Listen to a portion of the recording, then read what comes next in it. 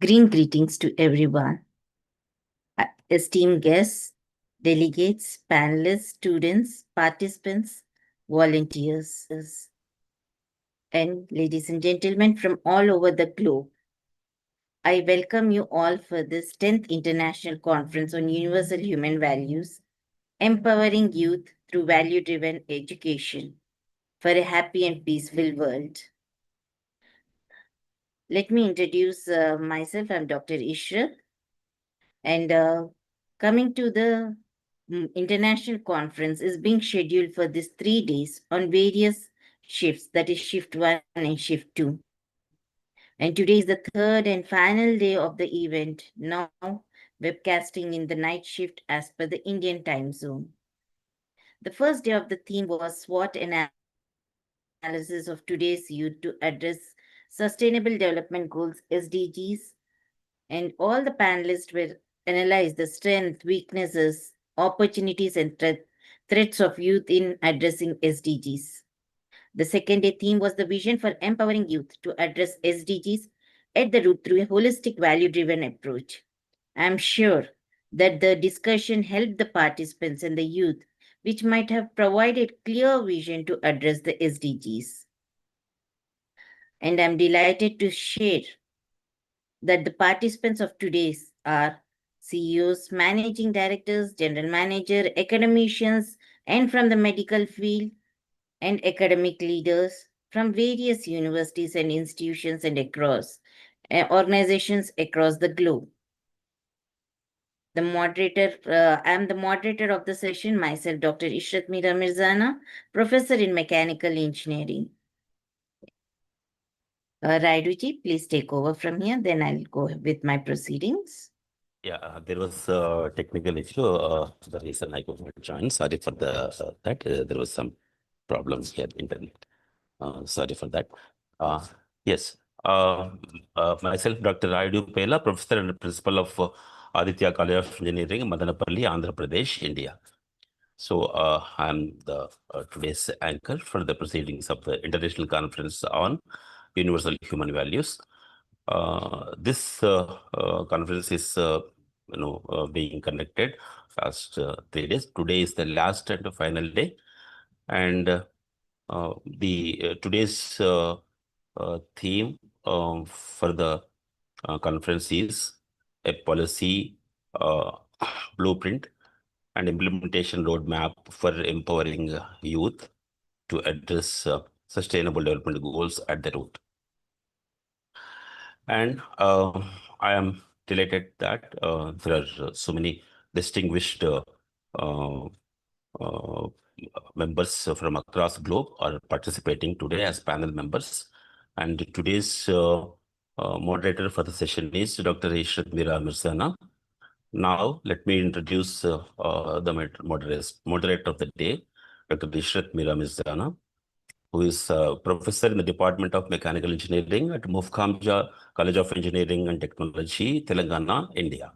She serves as the director of the R&D cell at MJSET and also the director of Engineers Without Borders, India, an organization dedicated to providing sustainable engineering solutions to societal challenges.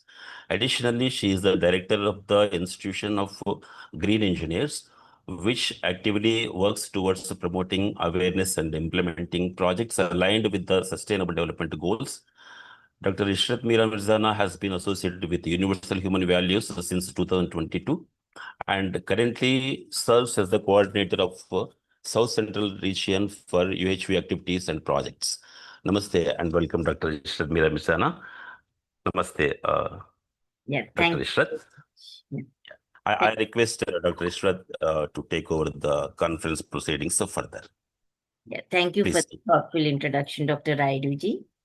Yeah, once again, green greetings to everyone who joined us from across the globe. As we have already discussed, this conference is rooted in a shared aspiration to empower youth to value-driven education for a happy and peaceful world, guided by universal human values. Today's panel opens an honest dialogue by examining the realities of today's youth.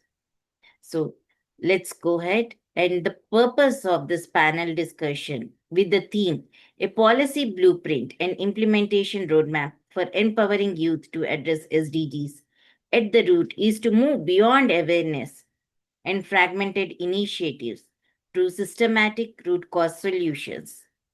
The discussion aims to identify policies and practical frameworks that empower youth so they can address underlying causes such as unsustainable mindsets, consumption patterns, and weak social relationships. And before we proceed with the day 3, let me brief what was discussed in day 1 and day 2. Day 1 theme was SWOT analysis of today's youth. And let me summarize the views presented by the panelists of day 1.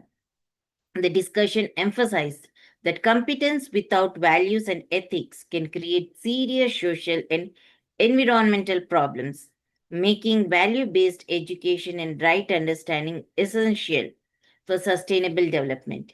A SWOT analysis of the youth in relation to SDGs highlighted that the young people are not passive beneficiaries of technology, but powerful agents of change, especially due to their sensitivity towards issues such as climate change and farmers' welfare. When youth are given responsibility, trust, and supportive incentives, they actively contribute to innovation and meaningful solutions. The speaker stressed the importance of institutional support to scale youth led initiatives in areas like digital literacy, green practices, and sustainable agriculture, along with collective action among all stakeholders. So, this was the summary for the day 1. Similarly, we had day 2 theme, which was vision for empowering youth to address SDGs at the root through a holistic value driven approach. And we had a thought provoking panel discussion, which can be summarized as the current development models driven by corporate culture, wealth, accumulation, and target based capitalism are leading to stress and burnout. This approach needs to a shift towards coexistence and harmonious living. People must be at the center of SDGs. Youth engagement is critical for building a humane, just, and sustainable societies. SDGs can be achieved only when there is a clarity about human happiness and prosperities. Life skills and inner transformations are important. Sustainable development begins with individuals living responsibly and consciously. Technology and social media should strongly influence youth. How youth people can use information responsibly and purposefully will determine whether technology becomes a force of meaningful SDG achievement. Before we start our panel discussion, let me have the privilege of introducing our esteemed panelists who have joined us from across the globe for an insightful discussion. We have Ms. Teresa Jocelyn. She is an assistant. Welcome, Ms. Teresa Jocelyn. Thank you, ma'am. Yeah. She is from the Department of Humanities and Amal Jyoti College of Engineering with over 3 years of teaching experience. She is an economist and has strong academic orientation towards sustainable development goals and UHV.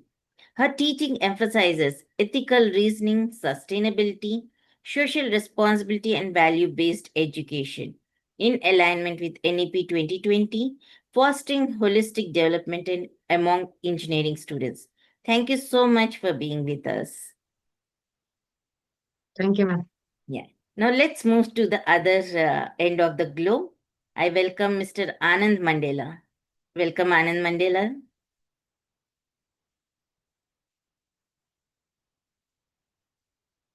Anand Morning and evening, everyone. Good evening. Anand sir is a seasoned project management professional with over 30 years of experience in portfolio, program, and project management. He has led complex software delivery initiatives across financial services and IT sectors. He is a strategic leader focused on operational excellence, resource optimization, and profitability. And Anand sir is a vice president of portfolio management at Bank of America with a global payments technology organization based in Dallas, Texas. Thank you, sir. So your profitability about social engagement. is the one which we look forward in this discussion. Thank you so much. Thank you. My pleasure. Yeah. Coming back to India, let me introduce Ms. Akshita Saji. Welcome, Akshita. Akshita is from the Department of Humanities at Amal Jyoti College of Engineering.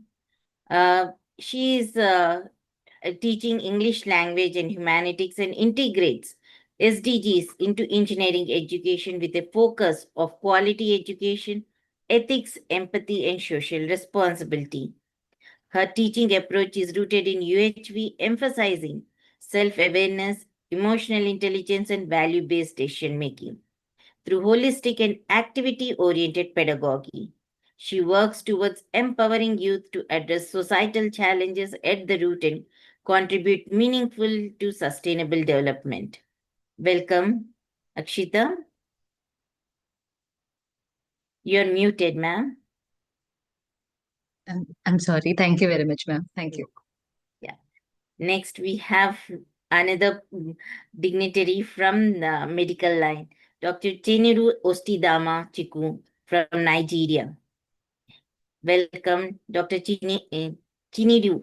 Am I spelling your name properly? Yes, my you're doing it correctly. Thank you very much. Okay. Yeah. Dr. Chinidu is an independent researcher with multidisciplinary background spanning health sciences and education with a strong expertise in dental technology, research methodology, statistics, measurement, and evaluation.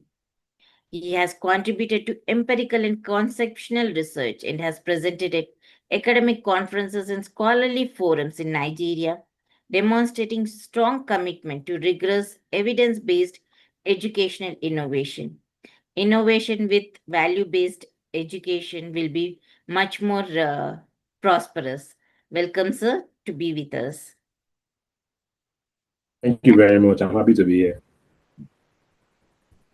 Let's come back to a doctor from India. Welcome, Dr. Anurag Satapathy. Thank you, ma'am. Yeah, he's a professor and head of oral implantology at the Institute of Dental Science, Shiksha O Anusandhan University, Bhubaneswar, and serves as a member secretary of Institutional Ethical Committee. And he's an accomplished researcher and academic leader who has authored over 100 indexed publications with 950 citations. It's really amazing that a person with a medical background having so many publications. I don't know how you manage the time. Welcome, sir.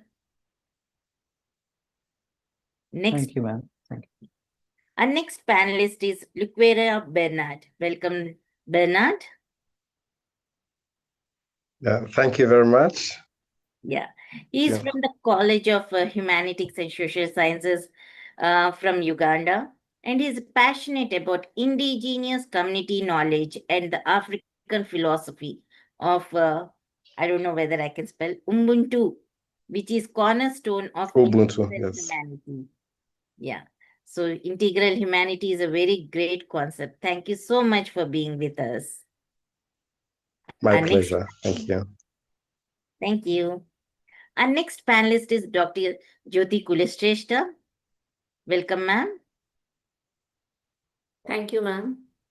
She is a professor at Sharda School of Business Studies, Agra, with over 23 years of teaching experience, has been actively promoting human values since 2015 through sustained involvement in UHV programs and currently serves as the UHV cell coordinator at the university. Welcome, ma'am.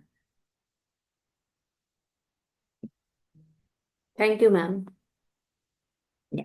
Next, we have our next panelist is Dr. K. Shesha Maheshwaramma. Welcome, Shesha ji. Namaste. Yeah. Thank you. Shesha ji is serving as a professor and head of the Department of Chemistry and vice principal at JNTU College of Anantapur College of Engineering, Pulivendala, Andhra Pradesh.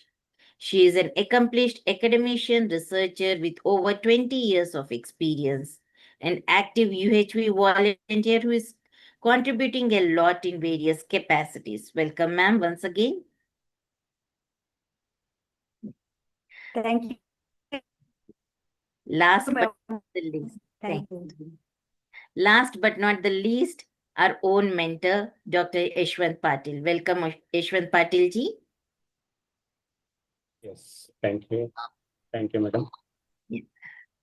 Yashwant Patil ji is a distinguished professor at Shivaji Rao Jondle College of Engineering in Maharashtra with extensive academic administrative experience. He is also a regional coordinator of Western region and a committed volunteer of UHV. His work focuses on integrating value-based education into mainstream academics, fostering holistic growth, ethical understanding, and responsible citizenship among students. So let's, before we go ahead, we have Dr. Srinivasuluji also Mr. Srinivasuluji also joining with us. Yes, madam. Good evening, sir. Thank you so much for joining us for this panel discussion today. Good evening, madam. Good evening, madam. Let's move ahead with our panel discussion. Before that, I would like to invite I thank all the panelists who joined us for today's panel discussion. And before proceeding further, let me invite Yashwant Patil ji to present UHV point of view. Over to you, Dr. Patil. Yes, thank you. Thank you, Dr. Ishrat, and welcome all the members. So today is the day 3, and today we'll discuss implementation and policy framework from UHV point of view. Basically, it is about ensuring SDGs through empowered and value-driven youth. Yes, we can please share PPT. It is shared. Yes. I hope. Yes. Yes. Before yes. Start with. Yes. The PPTs are there. Yes. I hope the PPT is visible. No. No, it's not, Mr. Dr. Ishrat. Not yet. Okay, I'll reshare once again.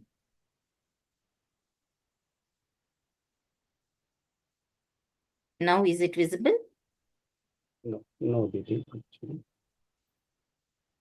Yes, it is visible. Yes.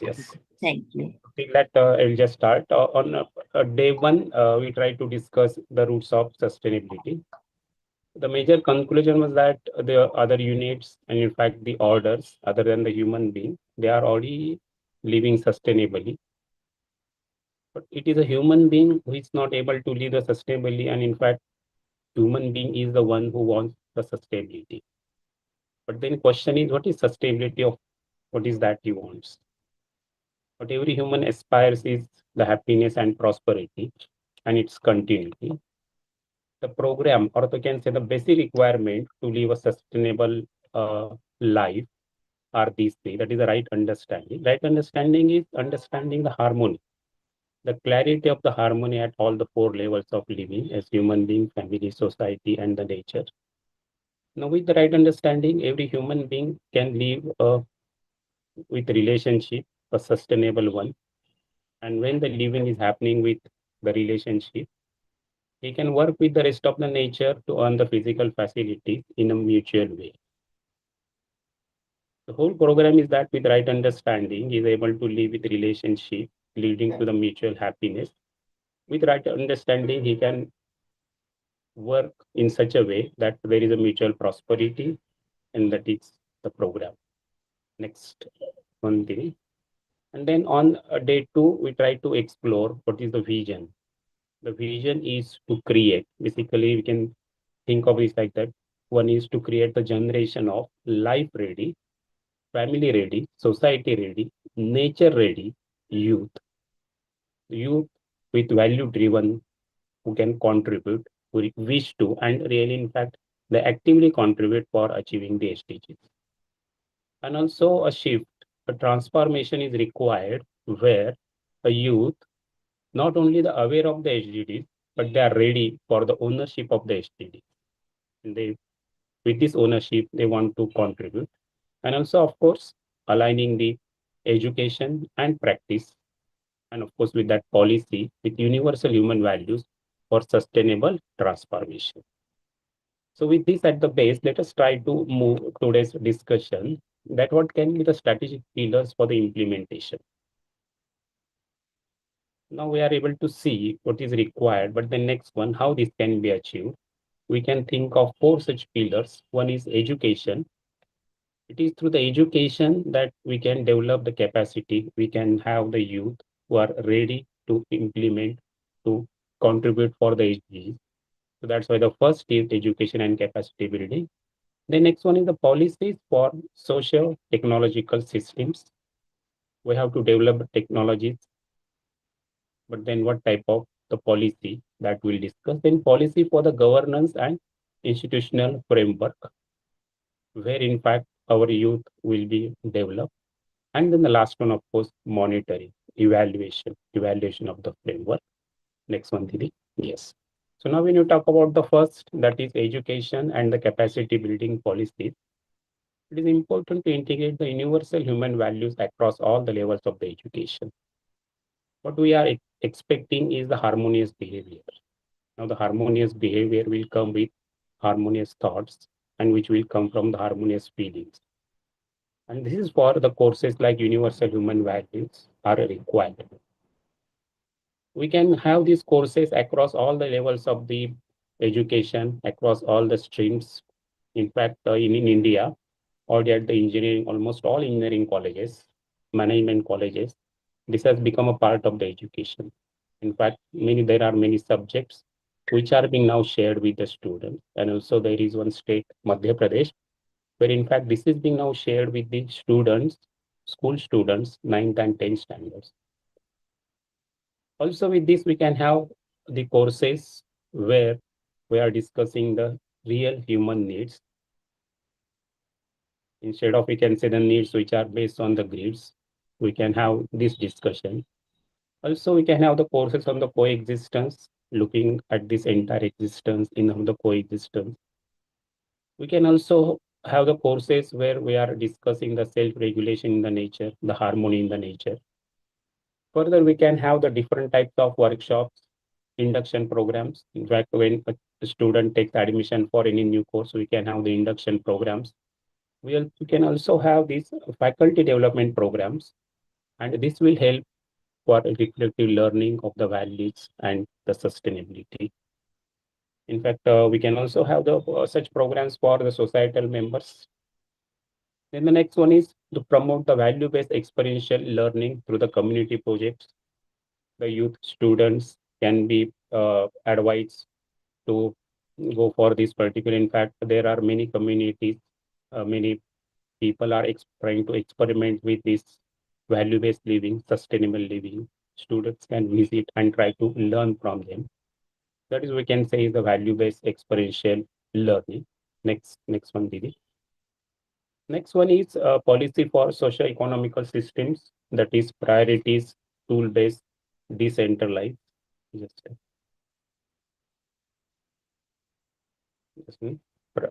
Next one is policy for socio-technological systems. There are many technological systems which are being developed, but they are in fact a type of high-end systems. What is required is, or what can be our priorities, tool-based, decentralized, means which can be developed locally using locally materials and technologies. These will be low energy based technologies and they will be suitable for the communities. We can also help the youth for innovating, having the labs which are focused on the need-based design, and they are not for the consumeration, just not for the producing anything. But now the production, the focus will be on the need-based design, need-based productions. And for this, what we can do is have the incentives. For example, incentives for renewable projects, cyclic productions, and regenerative technologies. We can give the publicity to this, honor them with rewards. So this is how it will help others also. Then next one is engaging the youth in community projects, addressing the root causes of SDG challenges. There are many, for example, we can say related to poverty, inequality, the climatic problems are there. we desire for the peace. So youth can work for identifying what are the root causes. For example, in case of poverty, the root cause is that there's not clarity about the what is can say sustainability. Similarly, now aligning the startup policies with the principle of coexistence and mutual enrichment. Next one, Didi. Then next we can have the third point as policies. Whenever we want to implement any such program, definitely the policies will be required. The policies for the governance and institutional framework. We can have the policies which are UHV based, value based decision making modules into the institutional governance structures, where right from the management and you can say the people at the top, each one of us is having this course, has done a course, and in fact, this is coming in their living also. Then the second point can be converting US universities and colleges into living labs of the human values, where this is not only being discussed, shared in the classrooms, but that is coming in the living, integrating the values in the teaching, governance, outreach. In fact, this is what we also call as the participative management, where each one of us is trying to contribute and try to lead. Then one next point is establishing the UHV nodal centers. In fact, just now in India, AICT has declared around 81 colleges as the nodal centers. We can have a number of such nodal centers to guide the SDG link research, innovation, and social engagement. Basically, such courses are there in the academics. Students and teachers are trying to explore, trying to live with these human values, helping each other in their exploration. Then the next point is allowing youth to propose SDG aligned innovative innovations while harmony with others for campus and community. In fact, idea is that the whole campus lives with these SDG aligned innovations in a harmonious way. Yes, next one. Next meeting. Yes. And then of course the fourth one, monitoring, the evaluation of the whole framework. Here what is required is replacing the GDP, which are more about production, or you can say producing or materialistic. From there, what is required is we can have the indicators with holistic measures. Holistic measures. The evaluation of the projects, in fact, in the academics, or you can say even many students go for the startups. So now evaluation of these projects can be through different parameters. One such parameter is that harmony with the nature. How this particular project is helping with the nature. Is it in harmony with the nature? Is it helping in improving, or you can say, human relationships? Strengthening the community? Is it really helping society? And reduction in the resource stress, etc. So these are some just parameters through which the projects can be evaluated. We can ask the students that how this is helping in developing the relationship. Is it really helping for a resource stress, or we can say, or it is resulting in the reduction in the resource stress? And of course, encouraging the youth to measure the impact, not through the outputs. For example, nowadays, we can say getting more marks, certificates, and like this, these have become some measures. But what can be the real measure is a change in the consciousness, because only through the change in the consciousness, this transform in the consciousness, you can say in a holistic way, that is a way all these SDGs can be fulfilled. And with this, definitely there can be harmonious behavior, a sustainable behavior, and sustainable relationships. Next one, Devi. Yes. And with this now, we can think of some policy recommendations. One is forming a National Youth Council for SDGs and values. Youth are in charge of this council and they are deliberating, they are discussing, they are forming the policies, integrating the policy suggestions from the young change makers. One more recommendation is including UHV-based courses and life skills programs in higher education policies. Then the third one is encouraging the cross-border collaborations among different regions, different countries, where youth can share the best practices, their results, their learnings with each other. These best practices in the happiness, well-being, and sustainability. Then the fourth one is implementation of the values-linked accreditation matrices for educational institutes. Already in India, the NAC, NBA like programs are there which are accrediting. In fact, there also in NBA, if we see the last 6 criteria, in fact, they are value-based. But the measurement of this can be in a better way so that it really gives the results. So implementing value-linked accreditation matrices, for example, the types of the projects, when the projects are being evaluated, how they are helping the community,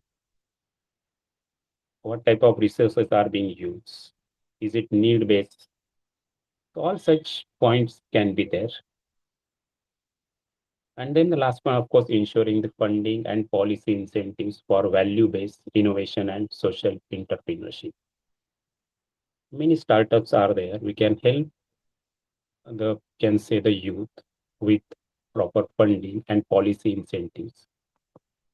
And next, the institutional framework. And for all these, we have seen the 4 pillars and also we discussed about the policies. But where all of this is going to happen is at college level, at the university level, where the youth will be getting this in the form of the information. But from there, of course, the exploration and living will help in the transformation. Then what we can do, what type of institutional framework will be required? At the college level, we can have the value education cell. In fact, that is a basic unit. And this can work as a coordinating hub for SDG activities. They can meet together and discuss and implement. And in fact, it becomes a life coaching center for students, mentoring as well as well-being.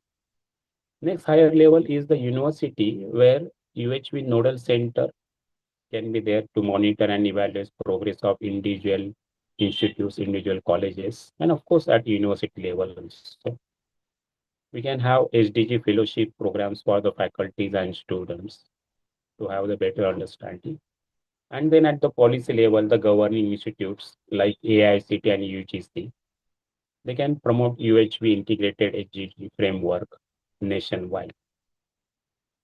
So implementation and policy framework from UHV point of view, ensuring these SDGs through empowered and value-driven youth.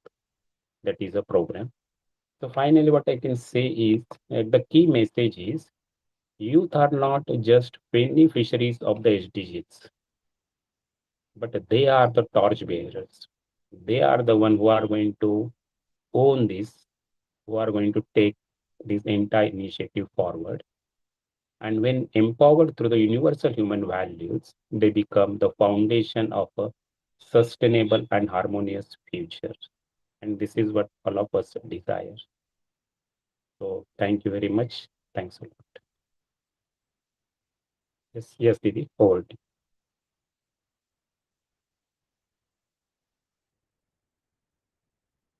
you. Ishratji, your mic is mute. Thank you. Thank you, Dr. Vanchina. Yeah. Thank you, Yashwanji, for that enlightening about the UHV point of view on today's theme. So let's start our discussion about with a focus on how policies can translate vision into practice and how institutions, educators, communities can work together to create enabling ecosystems with youth, where youth naturally contribute to the SDGs, not out of compulsion, but out of clarity and commitment. Before we start a panel discussion, may I request all our panelists to keep their responses concise, around 2 to 3 minutes each. Everyone is encouraged to share their perspectives on empowering the youth. And with respect to it, I request a balanced participation. A gentle reminder as an alarm will ring at every 3-minute mark as a time reminder. Let us keep this space open, reflective, and collaborative. more like a dialogue of shared insights rather than a formal debate. I request all our panelists to keep their videos on throughout the session, as it helps to create more connected and engaging session.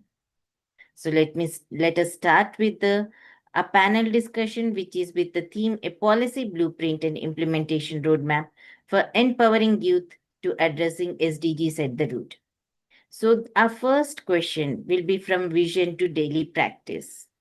So with respect to it, because Anandji is from corporate world, so I would like to hear from Mr. Anand about what does addressing SDGs at the root look like in a daily actions of individuals, the working culture of institutions and policy priorities. Over to you, Mr. Anand.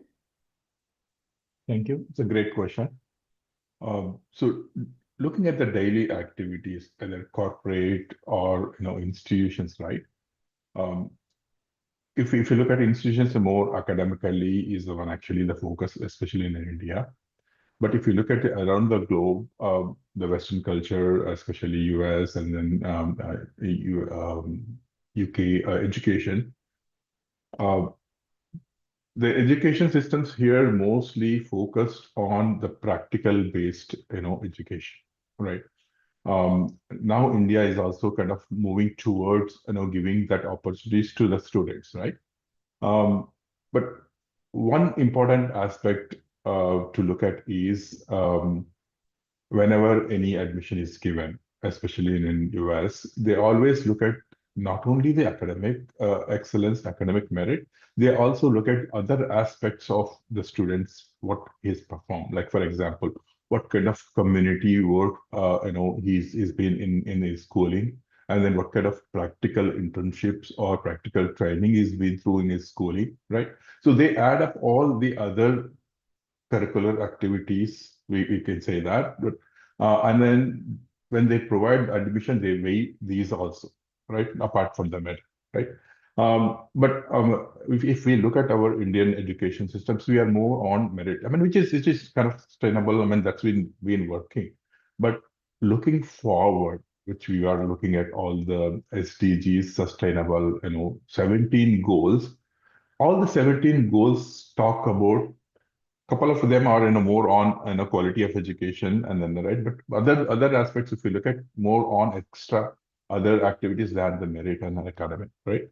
So what I'm thinking is probably if you look at our daily activities, our policies or our framework which we are bringing, possible there might be an opportunity to put optional credits or a mandatory credits for in education. I mean, when in the any graduate level, undergraduate level education, probably we can introduce putting a mandatory or optional credits for giving them either internships program credits or community-based value addition, community-based project services. So that helps them to interconnected when they enter into the corporate world or when they enter into their career path, right? So that will fill in the gaps which they have through the merit academic education system than getting into the corporate world and then understanding and then integrated with the SDGs in the career path or in their life.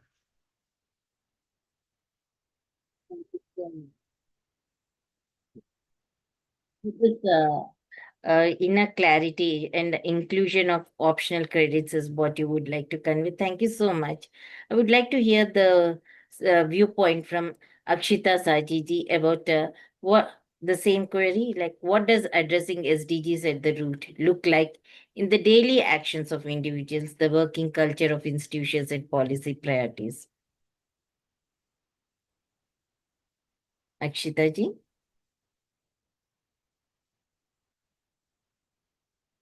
Okay. Can we hear the inputs from Ms. Tisa Josely? Yes, I'm here. Yes. Right. Yeah. Yeah. Am I audible to you? Yes, please go ahead. Okay. So thank you for this question. Like 1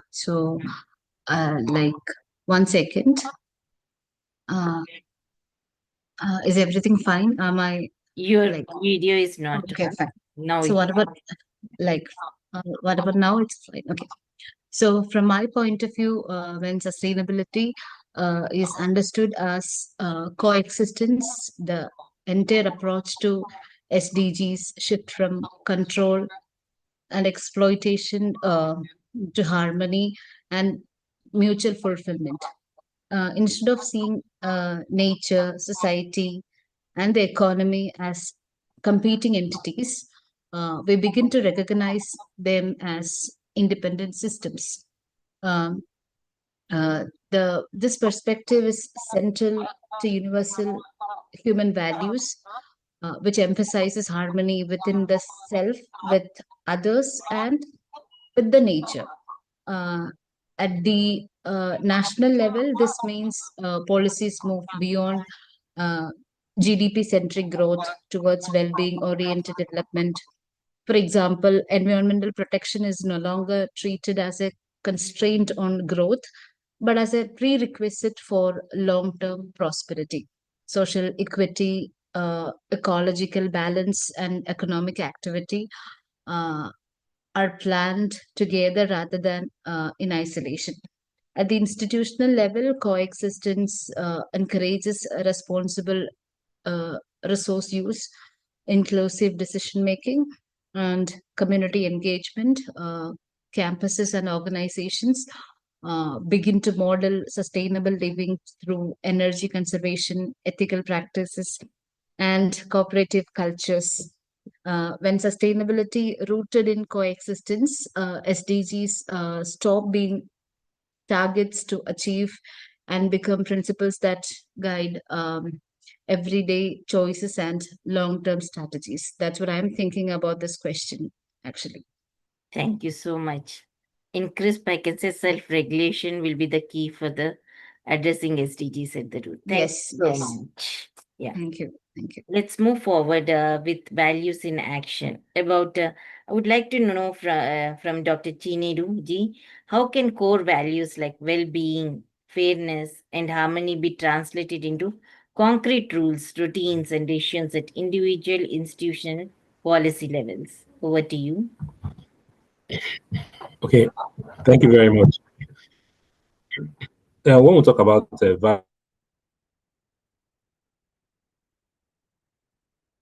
values in terms of awareness of fairness and harmony to becoming reactions, values become powerful when turned into rules and routines. Individually, this practice balance empathy and responsibility in the youth study, their work, and also in their community. Institutionally, it means fair recruitment. If supports mental health systems, transparent decision making, and respect for diversity. At the policy level, it requires laws and standards that protect dignity, promote equity, and reward collaboration. So doing the right thing becomes the easiest and most rewarding option. Thank you very much. Thank you so much. Once we have heard a doctor's opinion from Nigeria, let's have the doctor's opinion from India also. I would like to put across the same question to Dr. Anurag Satpathy. Dr. S. Anurag, can you put across your viewpoint about how can core values like well-being, fairness, and harmony be translated into concrete rules, routines, and decisions at individual, institutional, and policy levels? Over to you, Anurag. Dr. Anurag. Thank you, ma'am. At the outset, I feel that this concept of incorporating SDGs looks like foreign to us. I mean, it has been given to us, and there is no thought from inside. So, firstly, I would feel that there is a need for the incorporation of the youth to realize about themselves, that awareness, then to the family. If that is correct, then to the society, and then to the nature, not the reverse way. Secondly, when we are thinking of making the policies, my suggestion would be not to leave out those youth who are not in the education system. Only thinking about university, schools, and institutions leaves a lot of youth outside who are also bigger part of the society. So if we can incorporate their suggestions, their participations, that would be fantastic when we are framing. Thirdly, we should have role models. I mean, when somebody does good, everybody tries to follow. So if we have role models who are good, they should be part of UHB interactions. Their videos, their life achievements definitely helps others to follow the same path. And lastly, about monitoring, it is a very difficult task. How do you monitor conscience? It is difficult. So setting parameters to know whether there has been a transformational behavior change is really difficult. It starts from the family and then slowly goes out. But when we are addressing this problem, we have to look across all age groups. So we also need to communicate one-to-one basis, and then probably that slow transformation of behavior will go out. If a person thinks good about himself, would only think about others good. If they are struggling with life, they will not think about others. So I think it's the reverse way where we can think. And as we go forward and have these interactive frameworks, we can definitely come out with these policies. Thank you, ma'am. Yeah, definitely. Inclusivity of everyone at all levels, all age groups is a wonderful point, and having a role model so that others follow. Very well said, sir. Thank you so much. Let's move ahead about leadership that enables action. Let me call upon Ms. Tisa Jusling to give her viewpoint about what specific actions should leaders and policymakers take to ensure that SDGs influence everyday decisions, not just plans and reports. Over to you, Tisa Jusling. Thank you, ma'am. In my view, leadership is the single most decisive factor in whether SDGs shape or become reality. Leaders and policymakers must first demonstrate that SDGs are not an additional but a core decision. One practical step in integrating SDGs into performance reviews and institutional KPIs. So leaders are accountable not only for financial results but also for the well-being, sustainability, and social impact. Another critical leadership action is removing structural barriers that discourage responsible action. Rigid hierarchies, fear-driven compliance, and excessive short-term targets. Leaders should also empower teams and youth by decentralizing decision-making and allowing experimentation. When leadership shifts from control to enablement, SDGs naturally influence everyday decisions. Thank you, ma'am. Thank you so much. So let's hear on the same question an international viewpoint also. I would like to call upon Bernard to give his viewpoint about what specific actions should leaders and policymakers take to ensure that the SDGs influence everyday decisions, not just plans and reports. Over to you, Mr. Bernard. Thank you very much. I think that for me, the kind of leadership that can achieve that is one that is inclusive in terms of decision making, and one that is consultative, where all parties are involved. And I think that it is the kind of leadership that gives prominence to especially the youth and the younger people, so that they are part of the planning, and actually they're part of the process all the way. It is the kind of leadership that is bottom up, so that the least voice can be heard, and that every voice will matter. A kind of leadership that is out of the big spaces, the big offices, and that can go to the grassroots, so that it can be able to understand the real needs of the people, in line with, I think, what has been presented, so that it looks at the measure of success and achievement beyond the parameters that have been conventionally set, so that those measures are responsive to the real needs of the people in the moment where they are. The kind of leadership that allows innovation and that allows challenge, that allows change, leadership that is able to adapt and adjust to the reality in the moment. But above all, for me, I think it's the kind of leadership that advocates justice, so that all the way there is always fairness and there is equity in decision making. Thank you. Leadership that advocates justice. That's true. And that's how we can have the SDGs in action. Thank you so much. Now, moving ahead with well-being created policy decision. How can policies and institutional systems be designed so that mental well-being, work-life balance, and social harmony are built into daily functioning? I would like to put across this question to M. Srinivasuluji. Over to you.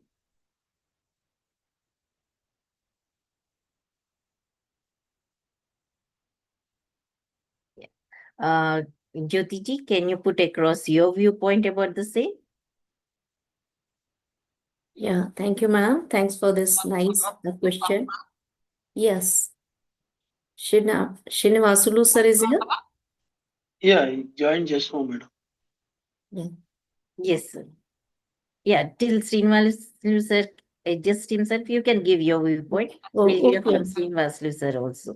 So what I feel from the documentation to the daily life, the holistic approach should be there. We have to work, or all the policy makers should work on that, from well-being skills to value education to the well-being, aligning with SDGs like the quality education and the responsible consumption.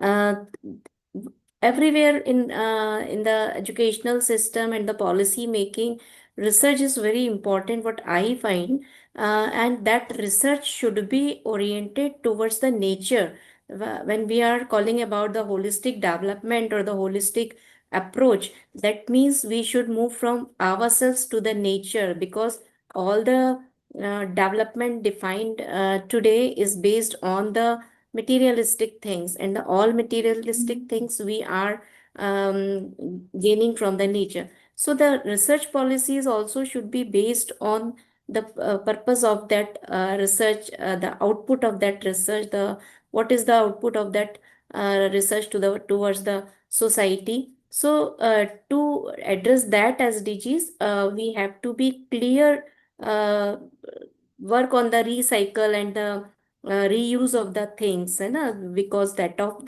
the things to empower the youth.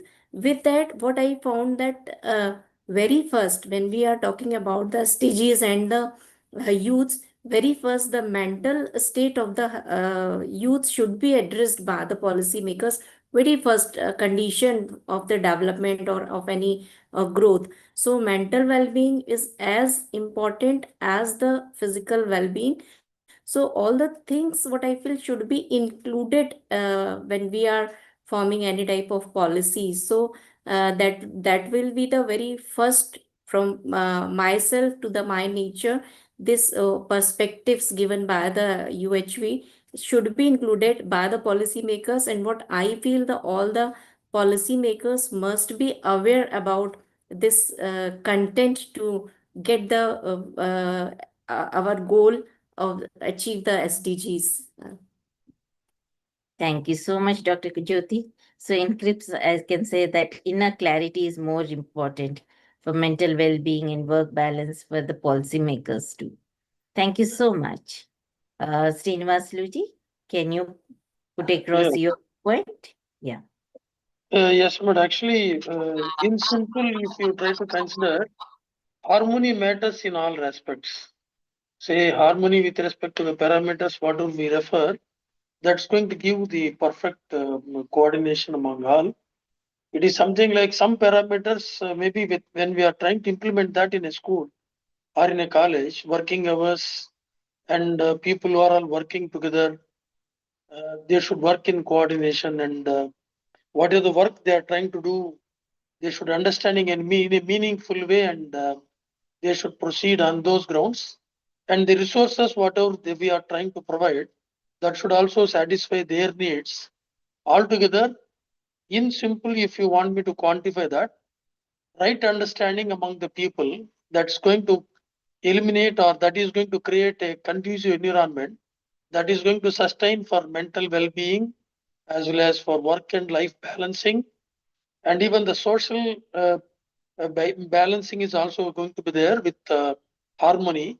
So that is all going to give us a situation wherein we can mentor them in a simplified manner. So unless otherwise we draw that particular balance among them,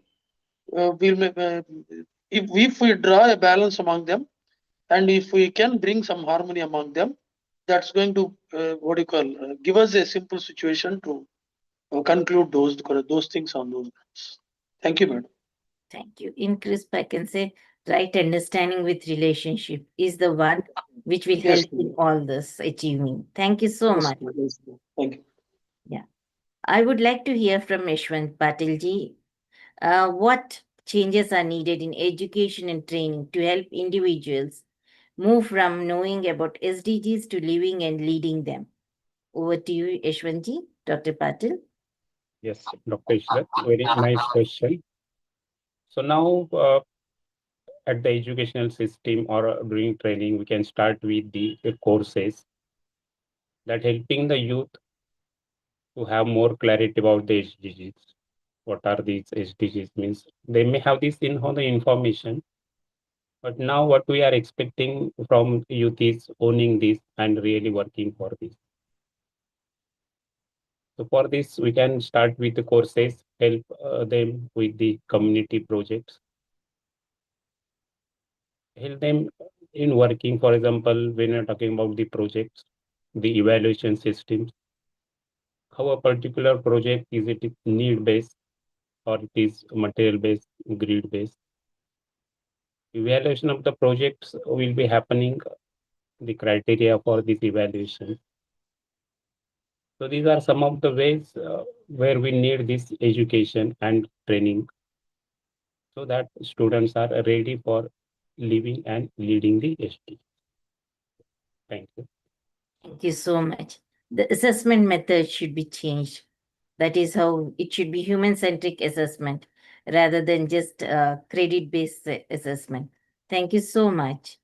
Yeah, let's move ahead and let me know from a vice principal about what practical mechanisms can institutions and policies use to give youth real responsibility, decision power, making power, and accountability in SDGs initiatives. I would like to know your opinion, Dr. Shesha. Thank you, Mr. Dr. Ishrat. Nice question for reflecting. Right understanding, mutual fulfillment, mutual prosperity towards harmony of the society. It plays vital role. While we are evaluating, while we are discussing, it should be fruitful dialogue between the students and then faculty plays vital role while we are evaluating. One thing is the credit-based system, along with that, mutual discussions, mutual interactions. What is the transformation? How they are transforming? It's the how they are moving towards society upliftment. Either their projects are continuity teams, peer leadership, whatever it may be, how their activities and attitudes change the society. It plays vital role while we are evaluating, not only for this subject, even for the projects too. As per the societal activities, NSS, and then UHV monitoring, all these things, in which direction they are engaging, what is the attitudinal change they are creating, their individual as well as their surroundings, environment, and then family, society. This makes very, very important towards transformation of the better society. Thank you for giving this opportunity. Thank you, Dr. Shesha, for giving your inputs. I would like to hear from across the globe Mr. Anand's viewpoint. What practical mechanisms can institutions and policies use to give youth real responsibility, decision-making power, and accountability in SDGs initiatives? Over to you, Dr. Anand. Yeah, it's a good Mr. question Anand, again. sorry. Yeah. Okay. So again, we're talking about generation Zs and then generation alphas, right? That's where we are. I mean, either universities or schooling. I mean, I strongly feel the root and then the empowering should start from the schooling, not only from the undergrad or graduation system, right? Not in universities. It should start from the schooling, right?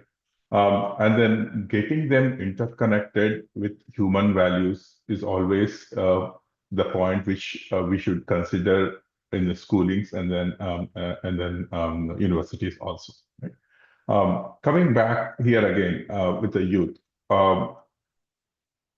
right now, when our generations, when we were and then we were having a more mutual human connects and the face-to-face connects. Right now, the youth is more inclined towards technology, where social media or the mobile.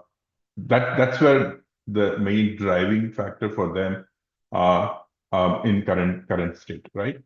So utilizing technology, utilizing the interconnectivity between the schools and then universities, the platforms they have, using the technology, might be the key factor for them to connect them to the 17 goals of SDG, right? For example, today in current universities, the way they plan their curriculums are in more academic wise, right? But if we bring in the SDGs into their projects, or the practical projects, whatever they pick up, right, and that will help, especially the youth in the schools and the colleges, to more connected to the human values than the virtual environments which they have at present. Thank you so much. That's a valid point, like mapping of curriculum to SDGs. And it should be human-centric. Assessment should be based on human-centric, and the youth should shift from virtual world to the real physical human world. Exactly. Thank you so much. I would like to hear from Bernard. How can faculty members, senior professionals, and technocrat model sustainable behavior and mentor youth in consistent, everyday ways? Over to you, Bernard. Yeah, thank you very much. I think that it has to begin with the kind of class size, for example. I think the learning spaces that we have in the universities should allow for a level of interaction that can truly be human and personal. And I'm saying this from a very personal experience, given the kind of class sizes we have. I think in most of the places in Uganda and most of Africa, I think we have those huge class sizes, and sometimes really you cannot imagine that you have a class before you. Most of the time you think that you are dealing with a big crowd that you don't have any relationship with. So I think that for mentorship really to happen, the human contact has to be improved, and whether it is at the level of technology or it is the physical interaction in the class space, that that human interaction needs to be facilitated very well. Now, this also means that you have to engage to have a certain degree of measuring behavior from different angles of the learners. So you need to come closer to try to understand their real existential reality. You have to be able to engage conversation with them to determine what kind of skills they need in life. But also you need to have the ability to determine what kind of talents that these young people have. Because most of the time, these young people are really gifted and talented, but what they lack is somebody who can assure them and reassure them that they can do better than what they are doing. And unfortunately, again, the kind of school environment that we maintain may not allow for that. Like colleagues have said earlier, because our measure in terms of assessment usually centers around what they have scored in terms of grades. And we don't have the time to appreciate that which cannot be measured in terms of those grades, the real life experiences that they live. So for that mentorship to take place, we need to have opportunities that can challenge them beyond the conventional academic kind of practice that they're engaged in. But more importantly, even, I think we need to emphasize the peer-to-peer kind of interaction. And I think as a member of faculty, you can be very creative in determining how you can pair or you can form groups so that they can work together. And you give them tasks that correspond to the real life conditions that they are, and they are the ones to find solutions for those challenges that you give to them. For me, it has worked a lot where I have practiced this. And so you get testimonies from these students and they tell you, I didn't know that this actually is happening. And I didn't know that actually I can be the solution to that problem. Yeah, thank you so much. Thank you. You have dealt with a larger crowd, peer-to-peer engagement, a feeling of relationship, imbibing them, and insight for the ones who are doing societal work. They are very good valid points. Thank you so much. Yeah, let's Thank move you. ahead and hear from Chenuruji about at the level of design and use, how can technology support sustainable habits, inclusion, cooperation rather than stress, excess, or exclusion? Over to you, Dr. Okay, good evening. Can you hear me? Okay, how can technology serve as sustainability and not stress? Not stress. In the world of AI, currently, most of the youths have a lot of dependence on AI, and that is a very bad attitude towards sustainable development. If the level of technology that is available currently, especially in African countries and some other Asian countries, is being used in the right direction, it will help to in achieving this sustainable development goal. And technology should be designed and used to promote inclusion, cooperation, and healthy habits through open access, through open access learning, data collaboration, transparent governance, and tools that reduce waste and stress. It should not be used on the opposite direction. Purpose-driven technology policies can also help to prevent this. I know there are policies on technologies usage, AI usage, and all those things, but these policies are not being implemented in the right way, probably because of just like Gwen has said, the large classroom sizes and the lack of peer-to-peer mentorship. Because if you're a lecturer or teaching a particular class that have about 10,000 students you are teaching in a school, it will be very difficult for you to know all of them and help them pass through their problems. You only depend on grading their scores, and not looking at those things that matters to them as youth. And this is where the technology comes into play. Thank you very much. Thank you.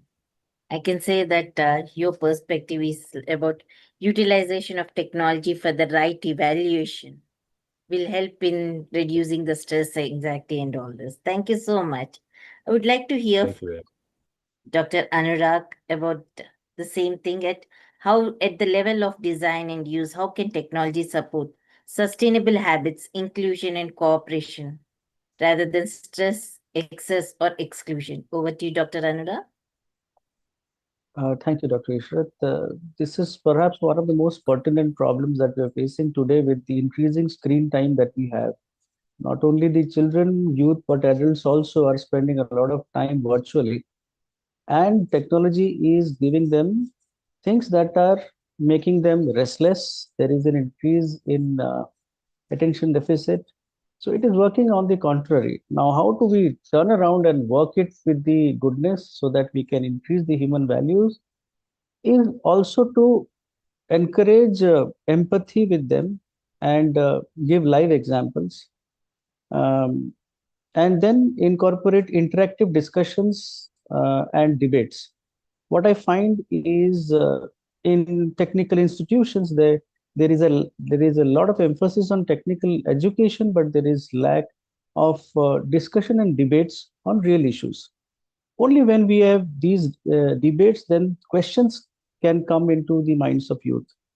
And once the questions come, then they will start thinking about the problems which are there, and the SDGs come into play. So we can use the tool of technology through connecting, making small groups, and working together. Not only that, we have now seen an uprise of the startups with a lot of youths together. They are using AI and technology, and they can also be the social leaders and be role models who are bringing up those changes, incorporate the technology in showing to the world what they are doing.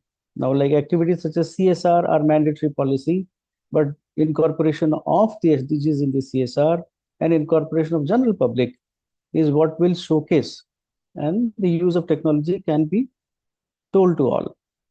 So my concern as a doctor is that there is an increasing screen time which is affecting us all, and we are all struggling with that and the negative effect of that, and how we can turn it around and use this technology. Thank you. Thank you so much. A powerful message from a doctor to reduce the screen time. Yeah, thank you so much. And as said, we have to focus, use the technology in the right direction, will help each and everyone. Thank you so much. Let me ask Teresa Josley about if you had to recommend one immediate action at the individual level, one at the institutional level, one at the policy level to empower youth for SDGs, what they would be. Over to you, Teresa. So, yes, thank you, ma'am.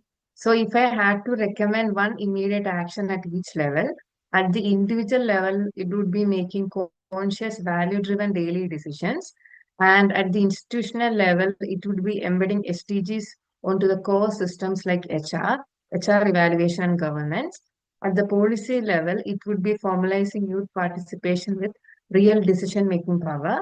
Together, these three actions, I think it will create an ecosystem where youth are not just participants but drivers of sustainable development. Thank you, ma'am.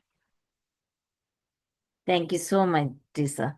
I would like to hear about the same from Ankita Shaji, her opinion about what would you recommend one immediate action at the individual level, institutional level, policy level to empower youth for SDGs and what they would be.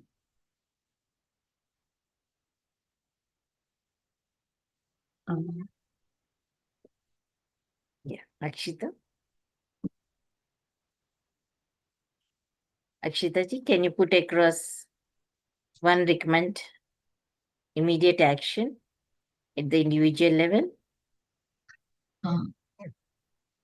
What was the question, ma'am, once again? Yeah. If you would have to recommend one immediate action at the individual level, one at the institutional level, and one at the policy level to Okay. empower youth for SDGs, what they would be. Okay, ma'am, 1 second. Let me.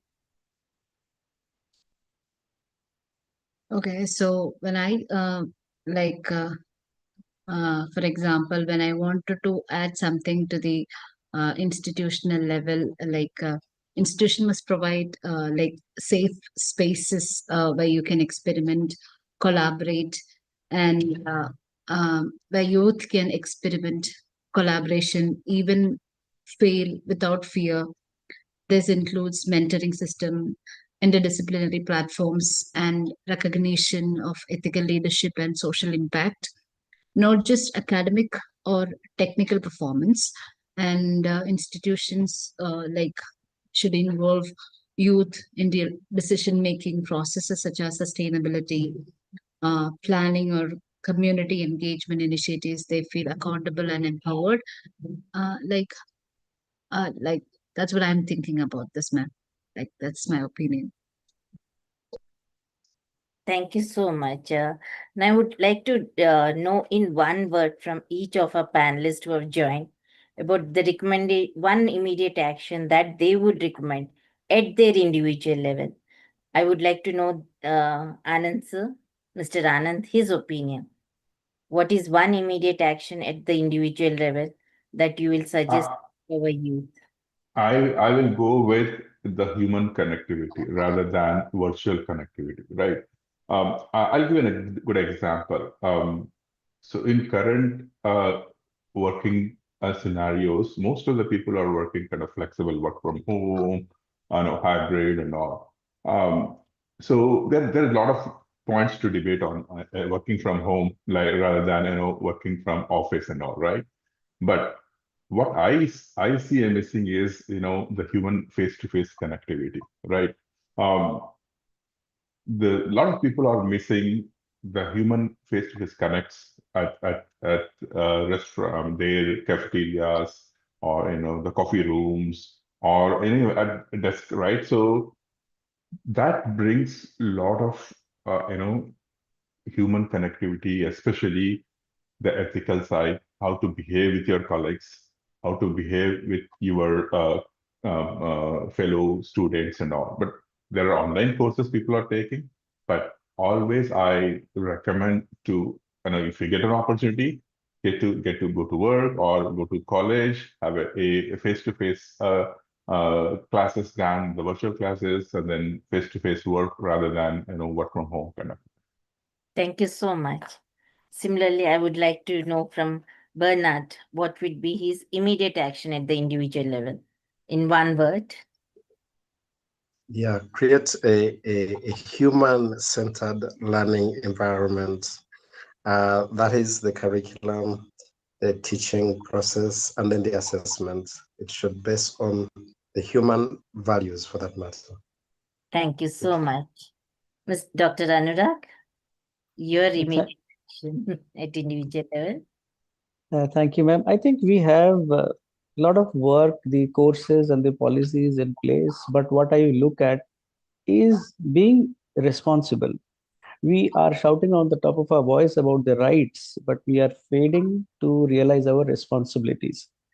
So we should encourage that goodness is not bad. It is should be encouraged, and it is a good virtue.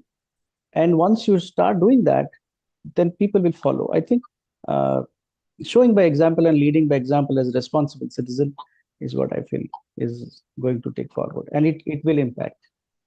Lead by example. Thank you so much.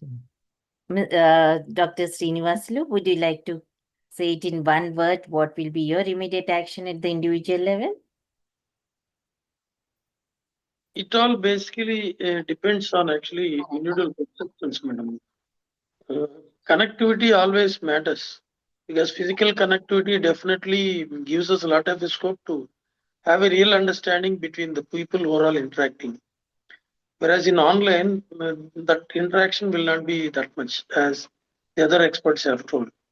True. So physical interaction is always recommended, madam. Thank you. Yeah.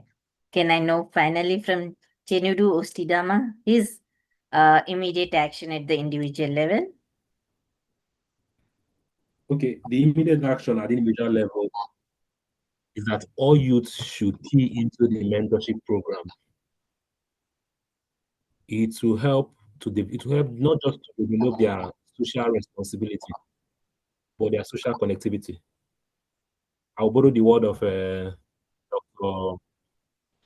Dr. Anga. Sorry if I pronounced it wrongly.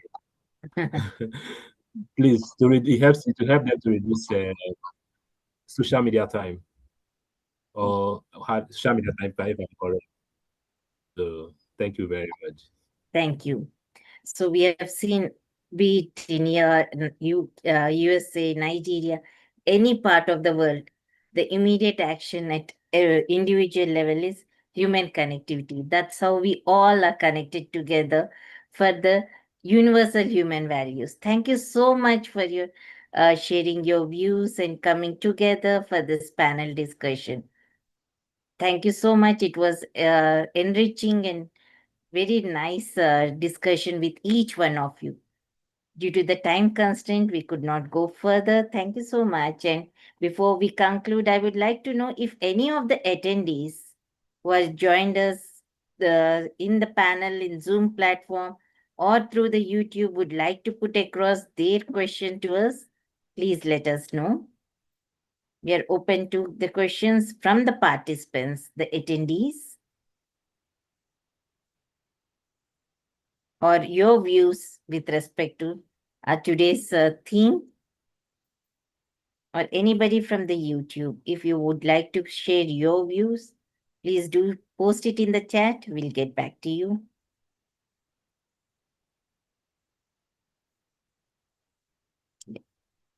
It's late night in India, and that too on a weekend. Everybody will be busy to go back to their mechanical lives of Monday morning. Thank you so much for all of the panelists who have joined us. Now I hand over the session to our anchor, Dr. Raidu. Over to you, Dr. Raidu. Thank you, Dr. Ishrat. Excellent sharing by all the panel members, especially the moderation by Dr. Ishrat was commendable and spontaneous. And the context connectivity she brought during the discussion with today's theme was amazing. Let me summarize today's session. Dr. Yashwant Patil, who presented UHV point of view, education and capacity building policies in order to implement the values into socio-technological systems. It is necessary to integrate values in education. Necessary policies must be made.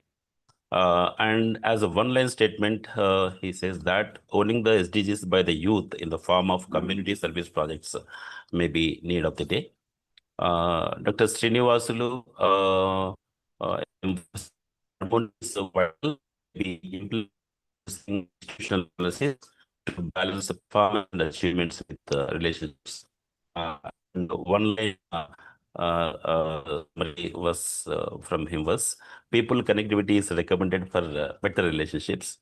Dr. Jyoti Kulashrestha said that skills combined with values to meet the SDG requirements may be both in education and research.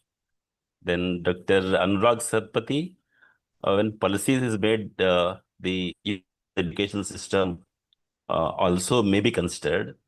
Role models may be campaigned, should begin at the self, family, society, nation, world at large, the thing. Then one should encourage the empathy in youth, combining with the technology. Many discussions are required, small groups of the students, and he recommended reduction in the screen time. Then also, one line statement was that making people responsible for values and goodness. Dr. Sheshaji says that credits for the projects may be based on values practiced in their projects during their UG and PG programs. Then Chinedu Osidima Chukwi, responsibility may be included in the policies to involve the youth effectively. Then the utilization of technology for right utilization of resources and energies and products. And one line statement was that help each other sharing the capabilities, reduce the social media time. Then Teresa Jocelyn says that leadership may be with mentoring and enabling programs into the policies. Conscious value-driven actions at individual level are required.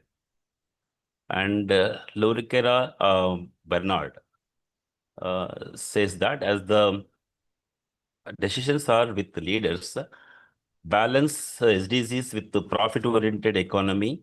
As the decisions are, with the leaders, the leaders' commitment may be the first, then that will be driven to the grassroots.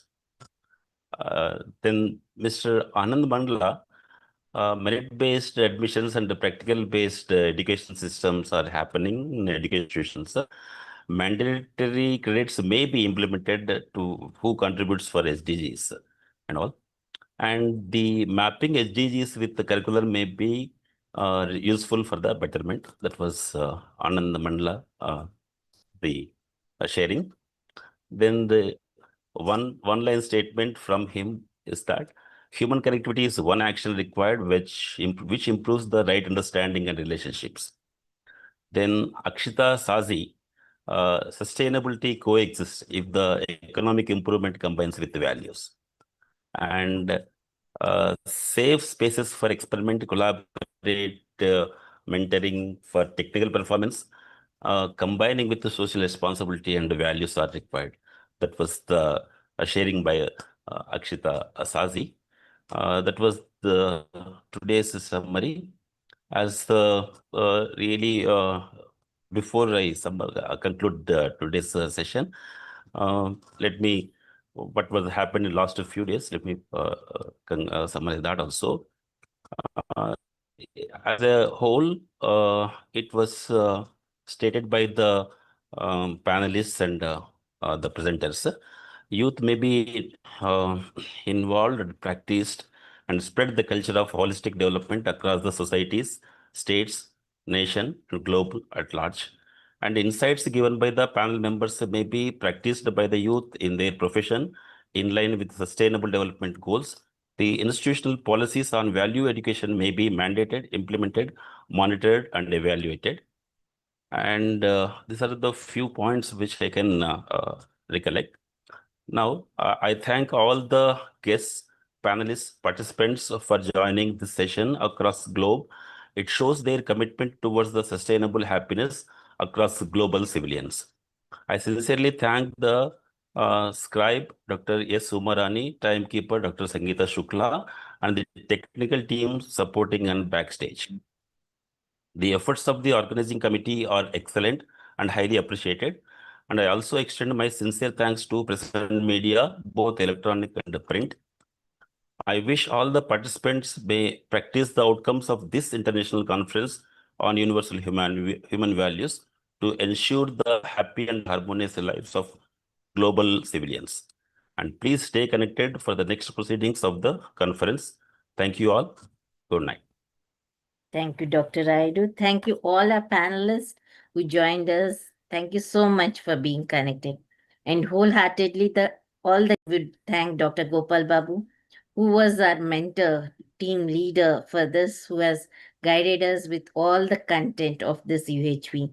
And above all, our lead volunteer, Dr. Vanchana, who was there to mentor us, guide us, and take through all these proceedings. And each and everyone whom we are not thanking by word, but we have that gratitude to each and every person. Thank you so much for being connected with us. Thank you. Be connected. This is a beginning for our journey to be together to achieve SDGs in perspective of UHV. Thank you. Namaste. Thank you, everyone. Thank you. It's a Namaste to pleasure all. to meet you all. Please be part of the closing ceremony, which is going to be there from 12:15 a.m. to 1:45. Please do join us at 12:15 a.m. Thank you. Namaste, everyone. Thank you. Namaste, everyone. Namaste, everyone.